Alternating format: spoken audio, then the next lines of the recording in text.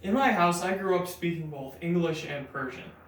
But it was only this summer that I started taking a Persian class and started learning how to read and write. And while I was taking that class, I started to wonder which English words actually came from Persian, because some of them sounded kind of similar. So I started doing some research, and here's what I found out. I hope you enjoy this video.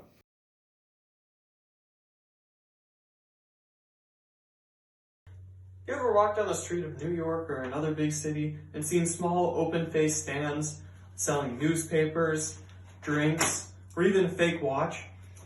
Well, those are called kiosks. These stands grab their name from an old Persian word, kushk, meaning palace. From Persian, it was adopted into Ottoman Turkish and later into French with the word kiosk. Today, they're known as kiosks, and in both English and Persian, marking that this word has come full circle.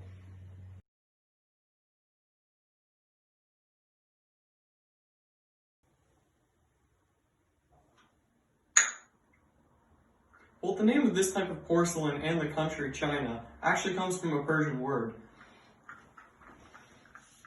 While the Chinese name for China is Zhongguo, that's not where our word came from. Ours came from a Persian word, Qini, meaning Chinese, which since then influenced virtually all European languages. Where that word came from, however, is still unknown. Many speculate it may have come from Sanskrit, or from the name of the Qing dynasty. However, what is known is that's what we now call both a type of porcelain and very fancy drinkware, or a country in East Asia.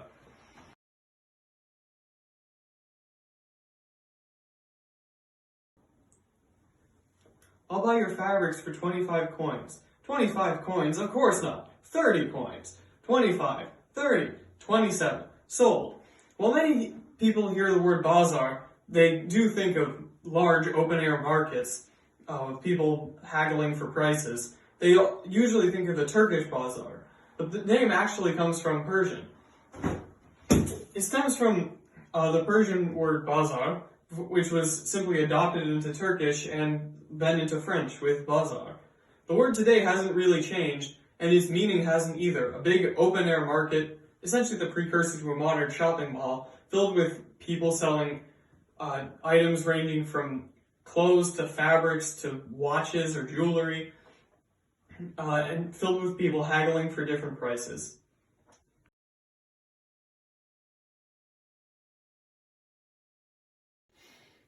This bumpy textured fabric called Seersucker that I'm wearing gets its name from two Persian words, sheer meaning milk and shakar meaning sugar. The connection to the fabric is not entirely clear. However, what is speculated is that it comes from the bumpy yet smooth texture of the fabric, similar to the smooth texture of milk and the bumpy texture of sugar. This compound word, shiro shakar, was adopted into Hindi in India, where the fabric became fairly popular. However, it was then transferred into English during the British colonial period. The British really liked the fabric because it did well in hot climates, and it soon became popular European fashion. So the next time you see somebody wearing something made of seersucker, just think of milk and sugar and how they're somehow related.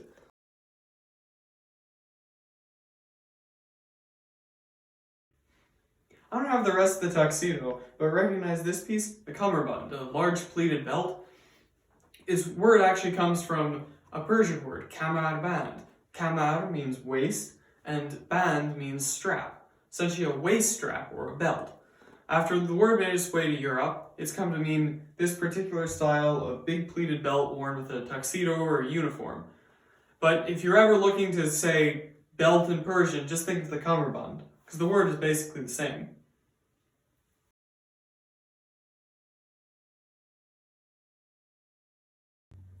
You like the color of my shirt? This shade of medium sky blue is called azure. Its name comes from the rock lapis lazuli, which was used to make several deep blue pigments called ultramarines, which were extremely valuable before a synthetic version was created. The name azur comes from the old Persian word for lapis lazuli, lajvad, which was then adopted into Arabic with lazawar, before French with azur, which is where we get the modern azur from. So now when you see a color of a shirt or a beautiful blue sky, you can now think of this stone and from Persia, from where it came.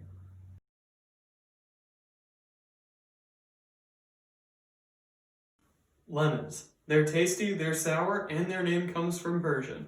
Their name lemon comes from the Persian word limu, meaning lemon. From Persian, it was adopted into Arabic, lemun, and French, limon, meaning lemon. However, the modern French word is citron. Where the Persians got it from is still unknown. Some speculate it may have made its way from India. However, some have traced it farther, possibly to Malaysia. But what is known is that lemons are good. And even better when combined with sugar. So lemon drops and other lemon-flavored candies are really popular. So that's why, eventually, I'm going to teach you how to make lemon candy.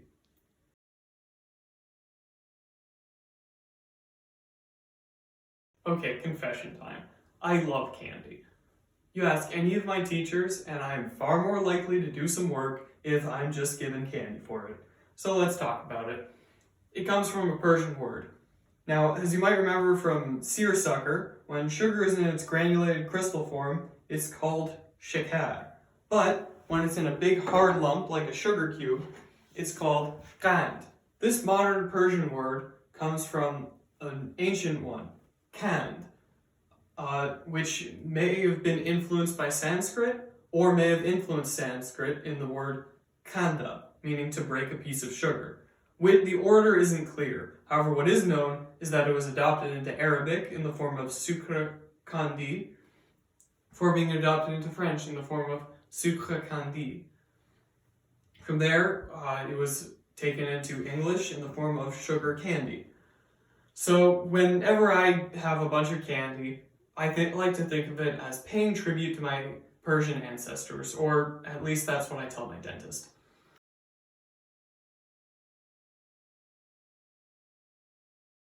In chess, if you say that your king is in check, it means your king is in danger. What you might not realize is that from there, the chess definition, comes every other usage of check in English. The word check comes from the old Persian word, shah, meaning king. From there, it was borrowed into Arabic with shah, and then into Old French with échec. From there, it came into English with the word check. This can be check in chess, a check at the bank, a reality check, a sanity check, or checks and balances. But they all come from the same Persian root and from the same root here. In fact, when your king dies, it is checkmate, shah mat, the king is dead.